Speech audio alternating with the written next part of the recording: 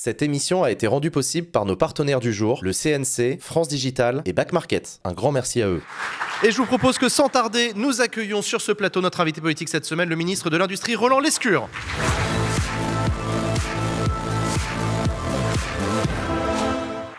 Bonsoir Roland Lescure. Bonjour les jeunes. J'étais obligé. C'était obligatoire. C'était un peu obligatoire. Roland Lescure, vous êtes le ministre de l'Industrie. On est content de vous accueillir sur ce plateau, déjà parce qu'on l'avait déjà fait. Vous étiez déjà venu sur le plateau de Backseat la saison dernière. Vous nous aviez fait un certain nombre d'annonces à l'époque en ce qui concerne l'industrie et sa décarbonation. On voudrait revenir dessus. Et puis on voulait vous demander aussi comment ça se fait que vous acceptez de venir sur le plateau de Backseat à 2 reprises. Tous les membres du gouvernement acceptent. C'est quoi, c'est Adèle qui vous fait revenir? Oui, bien sûr, bien sûr. Bon, merci Adèle. Merci en tout cas d'être venu répondre à nos questions. On voudrait aussi un petit peu parler de vous, Roland Lescure. On l'avait peu fait la dernière fois, faire un petit peu votre portrait, parler de votre engagement. Il faut revenir à 2017 pour ça. Vous étiez alors le vice-président de la Caisse des dépôts et placements du Québec et vous avez démissionné pour vous engager auprès d'Emmanuel Macron. Qu'est-ce qui vous a fait dire, qu'est-ce qui en 2016-2017 faisait d'une personne de la société civile comme vous, en plus au Québec, de se dire « allez, j'y vais, je le rejoins ». Pourquoi ? Bon, d'abord, j'ai eu 50 ans à cette époque-là, donc je pense que j'ai fait ma crise de 50 ans à moi. Donc il y en a qui font d'autres choses. Adèle y a mentionné tout à l'heure. Moi, j'ai décidé de m'engager en politique et de lâcher effectivement un job et une vie que j'adorais à Montréal. Il y a, en 2016, le Brexit. Il y a l'élection de Donald Trump. Et il y avait une élection française qui se préfigurait avec un trio infernal, Sarkozy, Hollande, Le Pen. À l'époque, c'était les candidats qu'on avait en tête avant les primaires et tout le tralala. Hollande, plus trop dans la course, mais peu importe, admettons, allons-y. Non, mais au printemps 2016, au moment où le Brexit est voté, etc. Et c'est vrai qu'Emmanuel Macron, il avait moins de 40 ans à l'époque, ce qui pour moi, évidemment, était très jeune. Il mettait des drapeaux européens partout derrière lui dans les meetings. Et moi, je suis un pro-européen convaincu. Il prenait le dépassement. Il était un fervent partisan de la place des femmes en politique, de la place de la société civile, vous l'avez dit. Et j'ai vraiment eu envie de rejoindre ce mouvement qui était un mouvement de renouveau, qui était un mouvement de dépassant des clivages qui pour moi étaient un peu dépassés, on y reviendra peut-être, et clairement un mouvement qui selon moi pouvait renouveler la vie politique et renouveler aussi le personnel politique. Pourtant vous aviez déjà fait un passage rapide par le Parti Socialiste en 2005. Un an, ouais. Qu'est-ce qui était différent du coup? Alors c'était pas la Bellevilloise, je suis arrivé à une réunion de section dans le 12e arrondissement. Ouais. Et j'ai vu des gens qui se disputaient littéralement sur la scène avec un petit jeune qui débarquait à l'époque auquel on ne s'intéressait pas du tout. C'est-à-dire qu'on avait un parti socialiste qui déjà à l'époque était très retourné vers lui-même, avec les motions, les débats, les groupes, les familles qui se haïssaient depuis des années. Et là, d'un seul coup, moi je suis allé à la première réunion d'En Marche à Montréal. C'est comme ça que j'ai commencé mon engagement. On était 12 dans un salon, que des jeunes et un moins jeune, moi. On a bu du très mauvais vin portugais et on a refait le monde. Et vraiment, on a, je pense à l'époque, même si ça n'a peut-être pas duré tout le temps, réinventé l'engagement politique. On avait des débats sur la place des femmes en politique, sur l'Europe, sur le fédéralisme, sur le populisme. Loin de moi l'envie de défendre le Parti Socialiste, mais si les militants socialistes passent leur temps à s'engueuler, etc., à se regarder eux-mêmes, c'est aussi parce qu'il y a une démocratie interne. Il se trouve que le mouvement que vous avez rejoint En Marche, c'est un parti à leader charismatique. Et ça vous convient ? Moi, je ne suis pas sûr que j'ai rejoint un parti, j'ai vraiment rejoint un mouvement à l'époque. C'est-à-dire j'ai rejoint une volonté de renouvellement. Pas entre nous, pas... Non, mais d'ailleurs, En Marche, c'est d'ailleurs son défaut. C'est jamais vraiment devenu un parti. On a des militants, on n'a pas des structures très structurées, on n'a pas d'élus locaux, on a 6 ans d'ancienneté, là où le Parti Socialiste en avait près d'un siècle. Et c'est vrai que moi, j'ai trouvé que le Parti Socialiste que j'ai rejoint n'était pas ce à quoi moi j'aspirais. Moi, j'ai grandi dans une famille communiste. Donc mon père et ma mère étaient très militants. Mon père était journaliste à l'UMA. Le militantisme dans les années 60-70, ça voulait dire quelque chose. Ouais. C'est-à-dire que le dimanche, ils allaient sur les marchés et vendre l'UMA dimanche. Moi, j'allais acheter Pif Gadget. Les gens se retrouvaient en réunion et littéralement, ils refaisaient le monde à la maison. Moi, je m'endormais sur le canapé en entendant des gens refaire le monde, débattre. Et je pense que... Et ça, vous le retrouvez aujourd'hui, En tout cas, moi, je l'ai trouvé à l'époque, au moment où je me suis engagé. Ensuite, j'ai été élu député. Donc, c'est vrai que quand on devient député, c'est plus tout à fait la même chose. Les débats ont lieu à l'Assemblée nationale, c'est beaucoup plus structuré, c'est formalisé. Alors, je t'explique pas, quand tu deviens ministre, là, clairement, on se retrouve dans une position très institutionnelle, dans laquelle les codes, c'est peut-être pour ça que j'aime venir chez Backseat, sont souvent assez formels. Donc moi, je dois avouer que j'ai perdu un peu ça. Il y a quelque chose aussi d'intéressant, c'est qu'on entend beaucoup, c'est vrai, chez des gens assez détachés de la politique qui la critiquent, se dire que les politiques s'en foutent plein les poches. Vous, en l'occurrence, quand vous étiez à la tête de la Caisse des dépôts au Québec, vous gagnez beaucoup plus d'argent que ce que vous gagnez aujourd'hui, non? Oui, mais bon, ça, c'est pas très important. Pourquoi choisir l'engagement politique quand on peut se faire énormément de Parce pognon que j'ai d'abord, et tant mieux pour moi, gagné plus d'argent que j'aurais jamais rêvé d'en gagner. Moi, j'ai grandi dans une famille modeste à Montreuil, j'étais au lycée pas très loin d'ici, dans le 20e. J'ai pas fait carrière pour gagner de l'argent. J'ai eu de la chance. J'ai eu effectivement un job fantastique à Montréal qui m'a permis de bien gagner ma vie. Et du coup, maintenant, j'ai une vraie liberté. Maintenant, je peux m'engager en politique sans devoir rien à personne. Et franchement, si un jour je considère que ce qu'on fait au gouvernement ou ce que moi je fais n'est plus en cohérence avec ce pourquoi je me suis engagé, je passerai à autre chose. Claire. Oui, vous avez dit, vous êtes engagé en politique avec cette promesse, cet horizon du dépassement des clivages. Néanmoins, ce qu'on a pu percevoir avec l'arrivée du macronisme en 2017, c'est que cette société civile qui est arrivée était quand même assez marquée sociologiquement. C'était beaucoup de personnes issues de postes à responsabilité dans le privé, de professions libérales, etc. On a un récent ouvrage aussi de Thomas Piketty et Julia Cagé qui montre que le vote macroniste est le vote le plus bourgeois de l'histoire de notre pays. Donc, est-ce que finalement, vous n'avez pas emblématisé, cristallisé un clivage très clair, qui est un clivage de classe, par votre arrivée au pouvoir ? Moi, je ne crois pas. Alors, clairement, au moment où je me suis engagé, et d'ailleurs, dans la première génération de députés macronistes, il n'y avait pas que des cadres supérieurs. C'est vrai que c'est difficile de s'engager en politique quand on est sans emploi, quand on a un emploi d'ouvrier ou d'employé, mais il y en avait. Dans la première génération, il y avait un député qui était chômeur jusqu'à être investi et qui a été élu député. Il y avait des ouvriers, il n'y en avait pas beaucoup, c'est vrai. Et à l'Assemblée nationale, toujours, il y en a relativement peu. Et ça, c'est un des vrais défis, d'engager des gens qui ressemblent à la France telle qu'elle est, et pas seulement telle qu'une partie de la France est, en politique, et pour les amener jusqu'à la députation. Maintenant, on a eu, par exemple, 50% de femmes dans notre groupe majoritaire. Il n'y avait jamais eu autant de femmes à l'Assemblée en 2017. Ça, je pense qu'on l'a réussi. C'est vrai que la popularisation de l'engagement politique, c'est plus compliqué. Le Parti communiste, en son temps, y avait réussi. C'était même quasiment une philosophie. Et en fait, c'était difficile d'être élu député communiste quand vous n'étiez pas ouvrier. Aujourd'hui, c'est plus compliqué d'engager des gens qui ne sont pas, effectivement, dans des conditions sociales, pas forcément d'ailleurs financières, mais des instituts, des profs, des médecins, qui ont du coup un capital social assez élevé.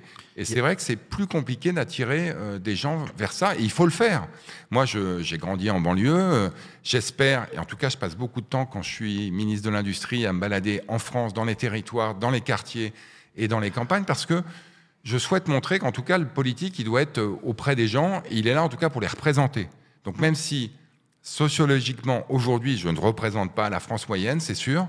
D'abord, je sais et j'essaie de ne pas oublier d'où je viens. Et puis, j'essaie surtout d'être en contact avec les Françaises et les Français, quels qu'ils soient ou qu'ils soient. Mais du coup, est-ce qu'il n'y a pas une forme de cohérence dans la composition sociologique qu'on voit des représentants et représentants du macronisme et les votes, en fait? C'est aussi ça, donc il y a une question de logique. Non, mais je ne suis pas tout à fait d'accord. Moi, je suis... Thomas Cagé et Julia Piketty. Et Julia Piketty, ouais, c'est ça. Thomas Piketty et Julia Cagé disaient que jamais le vote n'a été aussi bourgeois. Pour un candidat de l'histoire, c'était Emmanuel Macron. Et sans doute jamais l'abstention n'a été aussi importante dans les classes populaires. Le vrai sujet, il est là. C'est qu'aujourd'hui, les classes populaires, au sens le plus large du terme, les agriculteurs, les jeunes, beaucoup, ne votent plus. Donc le vrai défi, il est là. C'est qu'aujourd'hui, ceux qui votent sont plus bourgeois que la moyenne des Français. Et le vrai défi, c'est de réengager tout le monde à aller voter. Les jeunes, les moins jeunes, les chômeurs, ceux qui n'ont pas forcément... foi en la politique, et il y en a de plus en plus malheureusement qui ne l'ont plus. Donc c'est vrai, pour moi c'est ça le défi. En tout cas, quand je me lève le matin, je peux vous dire, je cherche pas à enrichir le bourgeois. Alors peut-être que certains pensent que c'est ce qu'on fait. Moi, ce que je cherche à faire quand je me lève le matin, c'est relancer des usines, faire en sorte que les jeunes aient envie de rejoindre l'industrie et des jobs, et qu'en passant, on en profite pour décarboner la France. On y reviendra parce que pour moi, l'industrie, c'est la manière de réconcilier économie et écologie. Mais vraiment, là-dessus, il ne faut pas trop caricaturer l'engagement politique, parce que je ne suis pas un exemple unique.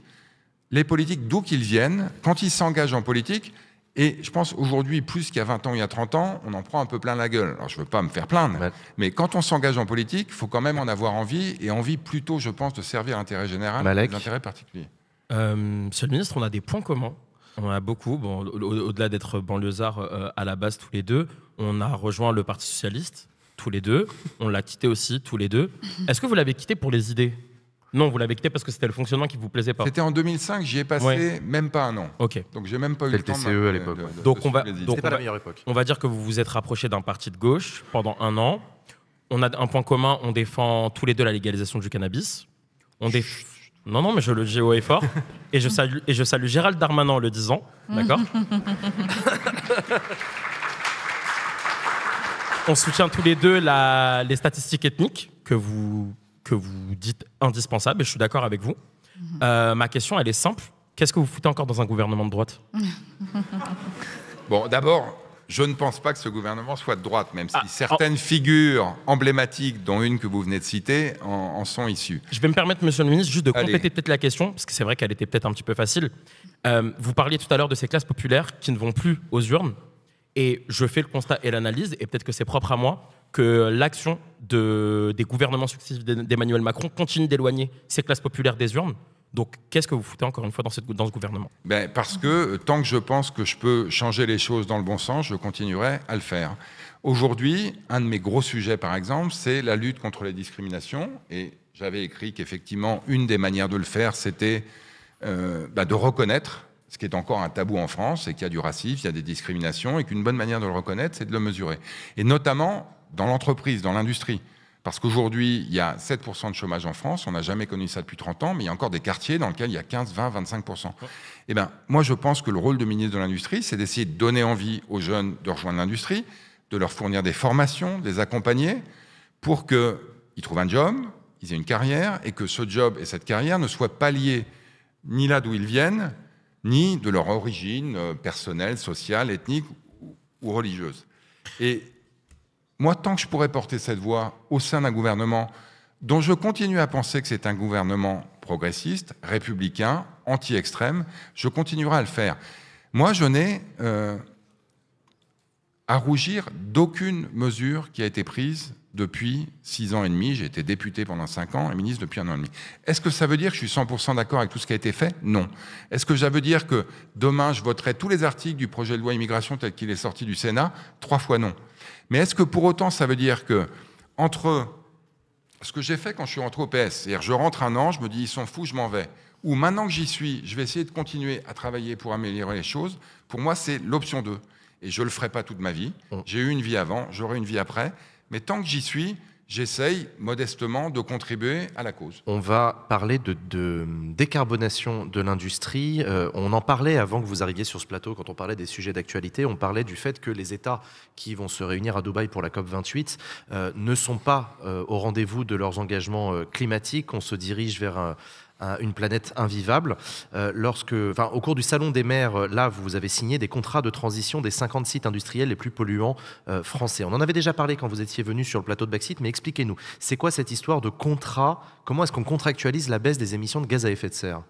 Donc en France, il y a 50 usines qui représentent 60% des émissions de gaz à effet de serre de l'industrie. À elles toutes seules ? À elles toutes seules. Donc c'est des aciéries, des alumineries, des cimenteries, des raffineries. Donc c'est des grosses usines qui en général emploient beaucoup de gens et qui polluent beaucoup. Donc elles émettent beaucoup de gaz à effet de serre. Et il y a 1 an, le président de la République les a réunis à l'Élysée. Il leur a dit, moi je suis prêt à vous aider à condition que vous vous engagiez formellement à respecter les accords de la COP. Donc les accords de la COP, c'est moins 40% d'émissions d'ici 2030 par rapport à là où on est aujourd'hui, et moins 100%, c'est-à-dire carbone neutralité en 2050. Et donc depuis 1 an, avec mes équipes, on a travaillé 50 contrats de décarbonation avec chacun de ces sites. Et donc on les a signés hier, effectivement, avec la Première ministre au Salon des maires, parce qu'on pense que les maires sont très impliqués là-dedans. Je pense qu'il y a quelqu'un qui est de Fos autour de la table, non ? De Fos-sur-Mer. Voilà. Donc il y avait le maire de Fos-sur-Mer, par exemple, hier, qui était là. Ah, mais c'est pas le même Fos. C'est un autre. Ah non, toi, c'est lui qui m'a dit Fos. Alors Fos où ? Fos en Île-de-France. C'est Fos dans le Val d'Oise. Ah non, c'est pas le même. C'est pas la même. Il n'y a pas la mer là-bas, désolé. Non, mais donc Fos-sur-Mer, c'est un bon exemple. Grosse donc, entreprise. À Fos, il y a une aciérie, il y a une raffinerie, il y a de la chimie. Fos, ça pollue. C'est plus de 20% des émissions des 60 dont je parlais tout à l'heure. Donc c'est énorme. Donc, on a signé des contrats de décarbonation avec chacune de ces usines. Le contrat, c'est quoi? C'est que l'usine s'engage à décarboner en remplaçant des fours à gaz par des fours électriques, en remplaçant du charbon par de l'hydrogène. Ça fait 150 ans qu'on fait de l'acier avec du charbon. On va pouvoir en faire avec de l'hydrogène, à capter du carbone. En échange de ça, nous, on donne des subventions.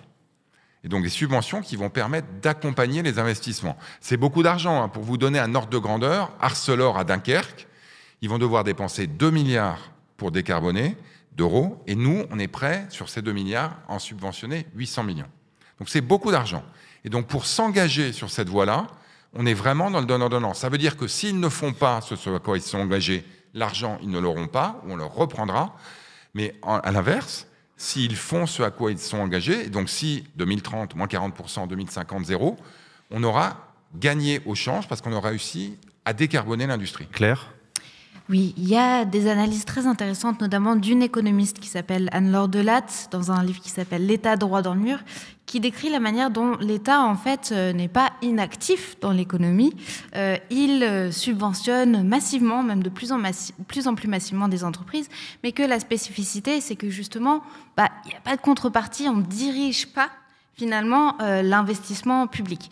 Là, avec ce que vous décrivez, les contrats, on a quand même plus cette idée qu'on va orienter, diriger et donc contraindre un minimum les entreprises à aller dans une certaine direction. Néanmoins, ces contrats, est-ce qu'ils ont une valeur contraignante réelle? C'est-à-dire qu'en fait, il y a une entreprise, elle ne respecte pas ses engagements. Qu'est-ce qui se passe? Parce que c'est quand même énormément d'argent public qui est mis sur la table. Exactement. Et autant, moi, je ne suis pas pour la conditionnalité de toutes les aides publiques. Et ça, c'est un débat qu'on pourrait avoir. Les allègements de charges qui sont souvent décriés, pour moi, ils permettent à toutes les entreprises d'être compétitives. Mais là, on est vraiment dans un engagement contractuel, contraignant. Donc, si Arcelor ne fait pas ce à quoi ils se sont engagés, d'abord, on ne versera pas l'argent qui reste à verser et on reprendra l'argent qu'on a versé. Donc, c'est vraiment un contrat formel qu'on signe avec le dirigeant du site et le ministre et qui est un engagement formel. L'industrie, l'avantage qu'on a à l'industrie, c'est que moi, je signe 50 contrats, je décarbone 60% de l'industrie. Quand il s'agit de décarboner des millions de logements ou des millions de voitures, c'est plus compliqué. On ne va pas signer un contrat avec chacun des Français. Mais là, on a la chance, vraiment, de pouvoir, certes, dépenser beaucoup d'argent, mais au fond, c'est pas si cher que ça, parce que l'industrie, c'est moins cher à décarboner que les logements, les voitures. Pour vous donner un ordre de grandeur, 1 tonne de carbone évitée. C'est comme ça qu'on mesure le coût de la décarbonation. Donc si vous supprimez 1 tonne de carbone, dans l'industrie, ça coûte entre 50 et 100 euros la tonne. Oui. Pour les voitures, donc si on passe tous nos véhicules du diesel à l'électrique, c'est entre 200 et 300 euros la tonne. Et les logements, qui sont les plus compliqués à décarboner, c'est entre 300 et 500 euros la tonne. Donc il va falloir faire tout ça. Et évidemment, il va falloir que l'État accompagne, mais ce n'est pas l'État qui va tout payer. Mais l'industrie, c'est plus facile à décarboner parce qu'on connaît les technologies, parce qu'il y a moins d'acteurs. Et en plus, aujourd'hui, ce qui est nouveau, c'est que les chefs d'entreprise, ils sont prêts à s'engager. Pas forcément par amour de la planète, certains l'ont, mais parce qu'aujourd'hui, pour recruter des jeunes, il faut leur raconter une histoire sur la décarbonation. Les investisseurs, les clients, la régulation qui oblige, par exemple... Ouais. Et non, est-ce que, enfin, plus philosophiquement, est-ce que la croissance verte et l'industrie zéro carbone, c'est pas un petit peu un mirage? Non. Est-ce que l'on peut vraiment concilier le respect des objectifs de bas carbone et une croissance industrielle? Oui, mais ce serait une croissance différente. Adèle a parlé tout à l'heure de la fameuse pub de l'ADEME. Bon, évidemment, la sobriété, la surconsommation, la fast fashion, il faut agir là-dessus. Mais si on arrête de produire des voitures électriques, par exemple, elles seraient produites ailleurs, sauf à ce qu'on interdise les voitures électriques en France. Donc elles seront produites par exemple en Chine, où on pollue beaucoup plus qu'en France, et en plus on n'aura pas les emplois qui vont avec. Donc nous, ce qu'on fait, c'est qu'on dit, on réconcilie économie-écologie en faisant de la production verte. Donc on va remplacer des chaudières à fioul par des pompes à chaleur. Moi, je préfère qu'elles soient produites en France, là encore, qu'au bout du monde. Donc on est vraiment, je pense, au contraire, en train de réconcilier fin du monde, fin du mois. On n'aura peut-être pas la croissance qu'on a eue dans les 30 Glorieuses, mais au moins, on aura une croissance verte qui sera neutre en carbone, qui permettra quand même de créer de l'emploi et de créer du revenu. Donc vous croyez en fait au mythe de la croissance, en fait, finalement. La décroissance, ça ne vous parle pas du tout? Non, c'est pas. C'est que pour moi, ce n'est pas la bonne manière d'aborder le truc. C'est pas soit on croit, soit on décroît. Parce que je pense que si on décroît, j'allais dire de manière bête et méchante, on va appauvrir le pays. Et si on continue à croître de manière bête et méchante, on va faire exploser la planète. Donc il faut croître différemment. Mais si on installe des usines de batteries électriques dans le Nord, à Dunkerque, on a perdu 10 000 emplois industriels en 20 ans.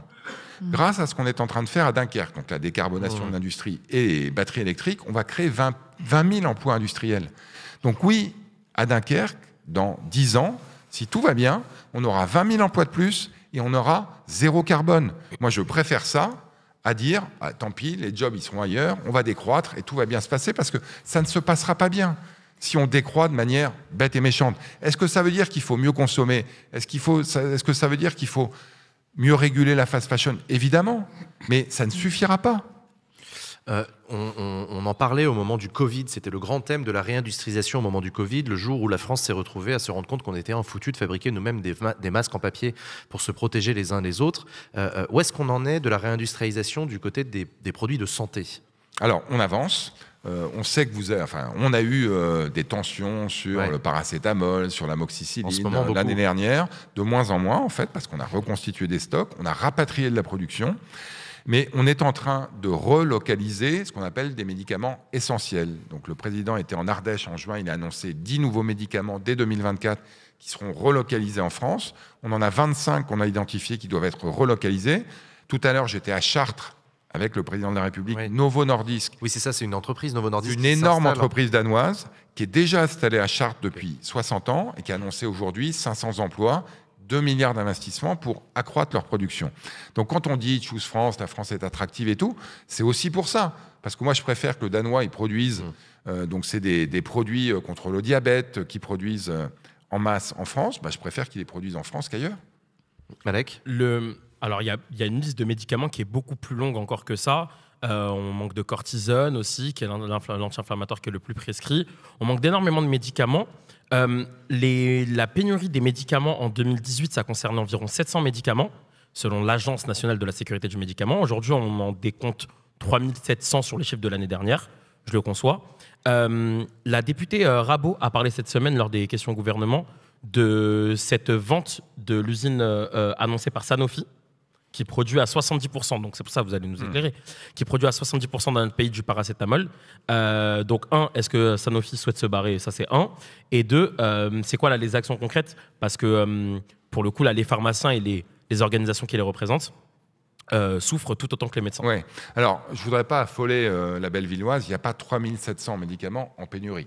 Les 3700, c'est des médicaments... Non, il n'y a pas de tension sur 3700 médicaments. Qu'est-ce que nous dit alors l'Agence nationale? C'est la liste de médicaments surveillés sur lesquels il ne faut pas qu'il y ait de pénurie, parce que c'est des médicaments dits essentiels, la cortisone, le paracétamol, l'amoxicilline.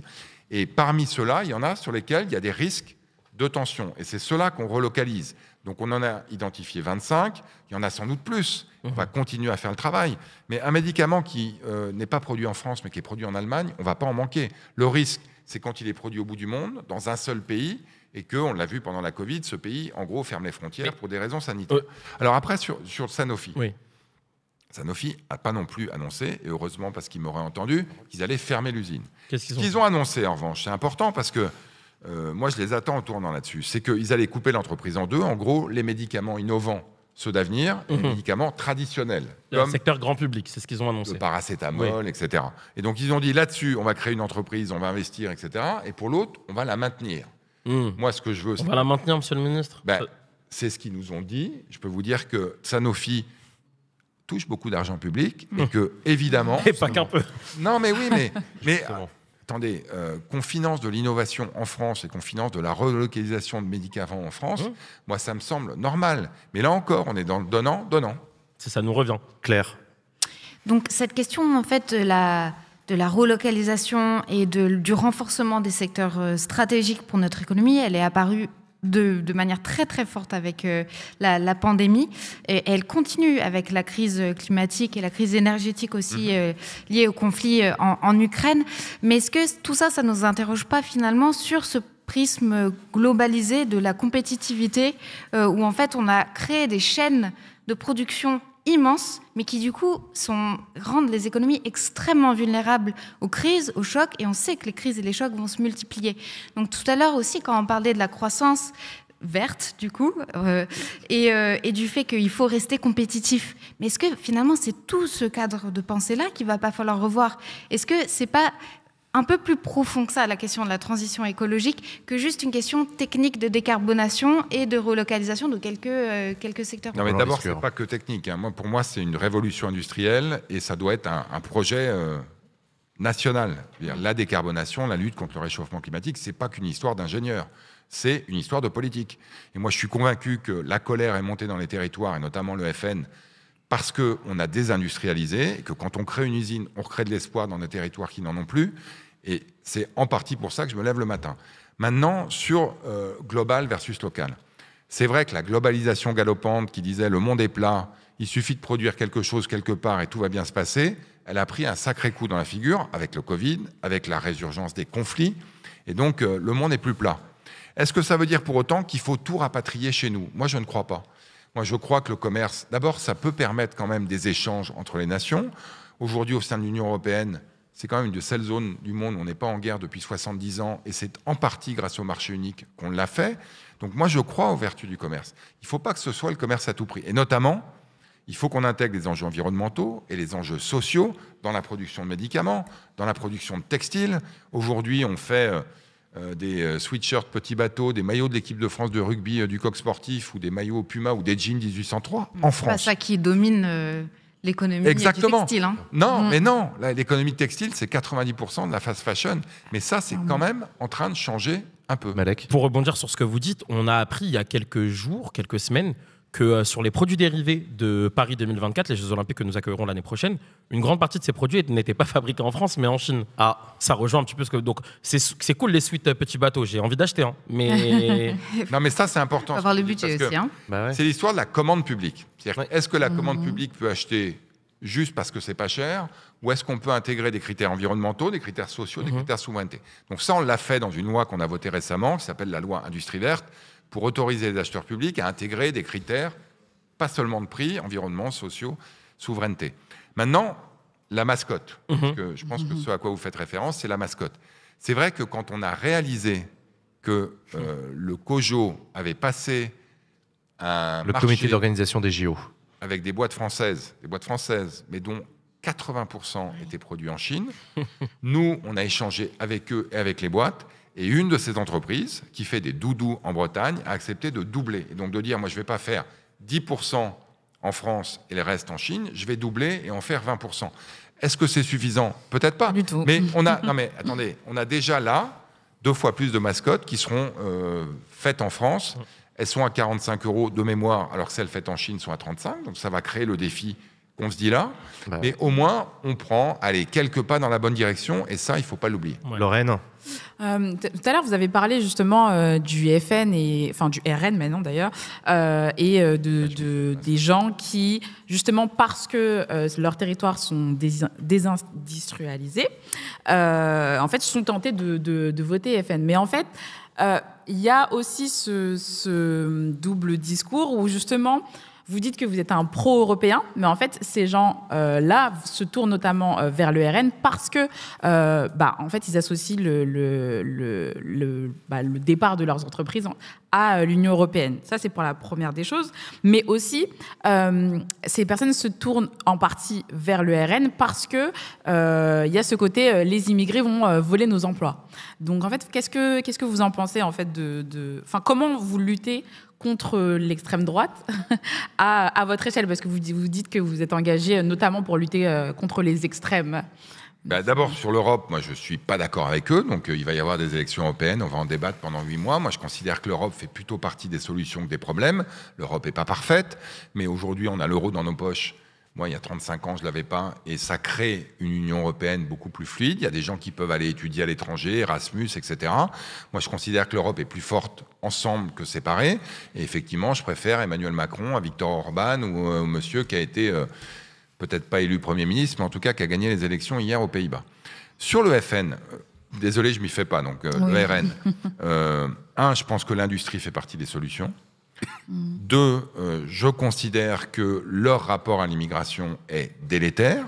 Et je ne suis pas un no-border, je ne pense pas que le monde est plat et que tout va bien se passer, mais je considère, et je l'ai dit d'ailleurs, que la réindustrialisation ne se fera pas sans immigration. Dans les 10 ans qui viennent, il y a 1 300 000 jobs qu'il va falloir trouver dans l'industrie, parce qu'il y a 800 000 personnes qui vont partir à la retraite. Mais donc la loi immigration, là, elle est contre l'industrie, du coup? Non, parce que l'article 3, 4, ou comme tu l'appelles comme tu veux, lui, il prévoit par exemple la régularisation d'un certain nombre de travailleurs sans papier. L'article dont ne veulent pas les députés, dont ne veut pas Gérald Darmanin, c'est un article... Non, alors Gérald Darmanin, il n'a pas dit ça, mais je peux vous dire que Ça les m'intéresse, ça, députés de la majorité, ils en veulent.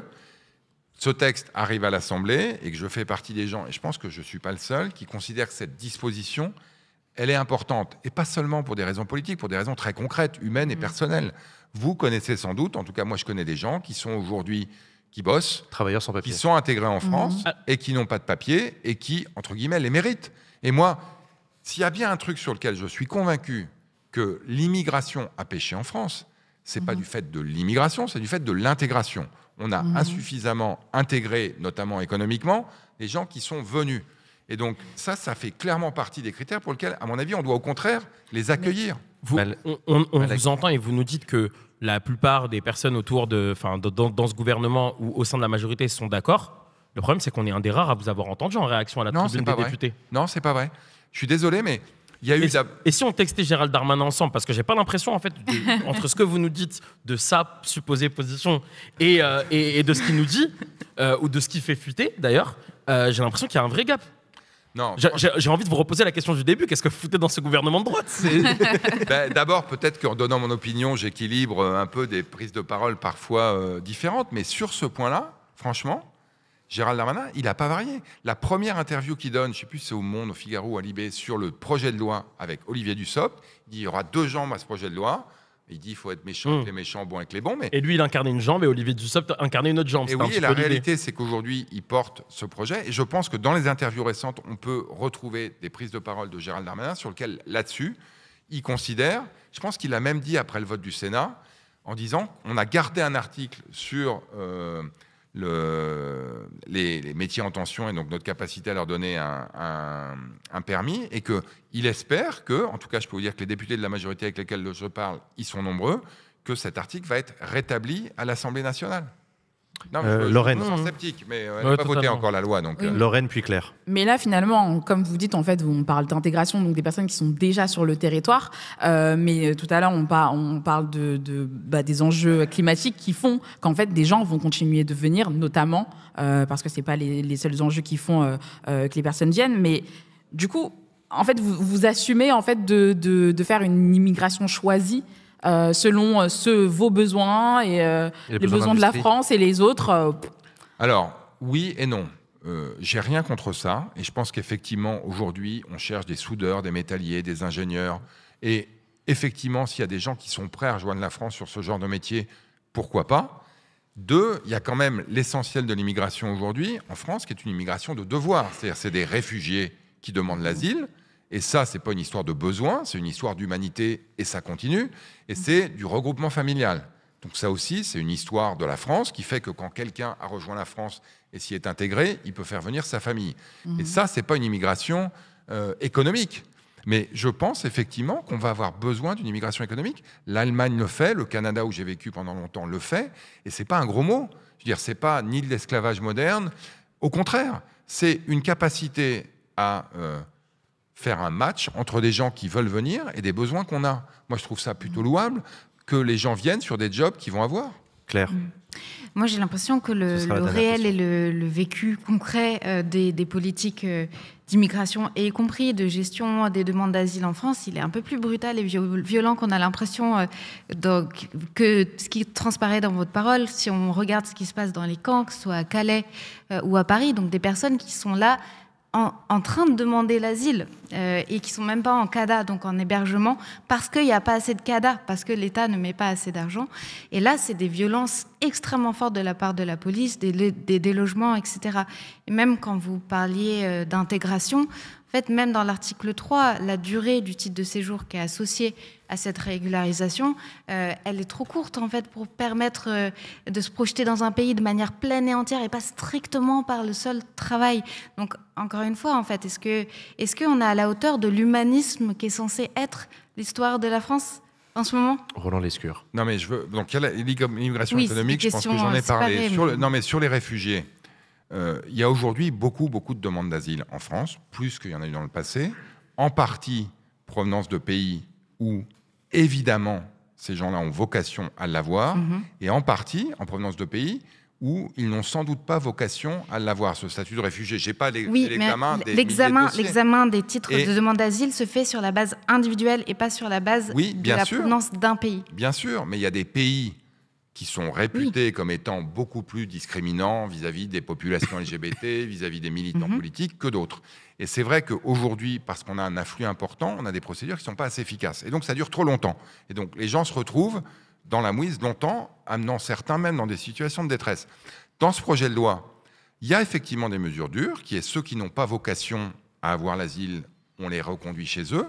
Il y en a aussi pour rendre les procédures plus efficaces, et notamment leur donner la possibilité de travailler, par exemple, à ces gens-là. Donc, je ne veux pas caricaturer ce projet de loi. Ce n'est pas un projet de loi, Benny Winnie, venez, tout va bien se passer en France. Mais ce n'est pas non plus un projet de loi, comme je l'ai entendu, fascisant, qui interdit toute immigration en France. On essaye d'être plus efficace. C'est un mot qui peut paraître inhumain quand on parle des situations personnelles. Mais si on était plus efficace à dire oui, et si on était plus efficace à dire non, et il y a des pays qui le sont, aujourd'hui on fait ni l'un ni l'autre, je pense qu'on aurait une immigration plus apaisée. Merci beaucoup, Roland Lescure, d'avoir accepté notre invitation sur le plateau de Backseat. On peut vous laisser. Merci beaucoup.